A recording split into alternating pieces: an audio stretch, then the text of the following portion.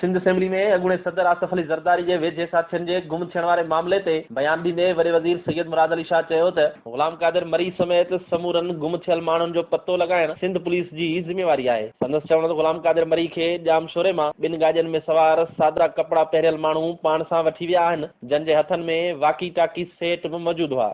जो है जामशोरो जो अकरो टूल प्लाजा है उसके करीब अगेन 2 गाड़ियों में लोग आए, इसलिए कि वहाँ पे आए विटनेसेस हैं। एक वीगो और एक और सिंगल कैबिन गाड़ी थी, इसमें 12-14 लोग थे आर्म्ड,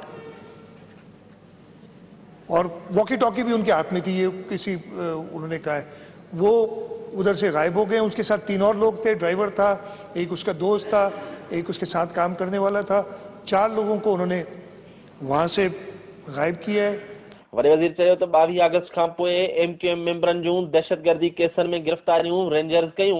हुन गुम थियल माण्हुनि जे मामले ते मुख़ालिफ़ पार्टियुनि जे गॾियल मौक़िफ़ खे साराहींदे चयो त MQM ऐं पीपल्स पार्टी माज़ी खे विसारे अॻिते वधनि। और मैं शुक्रगुजार भी हूँ मुत्तहिदा कौमी मूवमेंट और बाकी दोस्तों का भी, जिन्होंने पीपल्स पार्टी के मेंबर्स के साथ बात की कि जी हाँ, अगर किसी इदारे ने इनको अबडक्ट किया है तो उनको आइन और कानून के तहत चलना चाहिए, 24 घंटे में उन्हें पेश करना चाहिए इस असेंबली। और मैं हुकूमत सिंध की जानिब से ये आपको अश्योर करता हूँ कि ये मामला नहीं, किसी भी मामले में हम आइन और कानून के तहत चलेंगे, और ये किया है मैंने।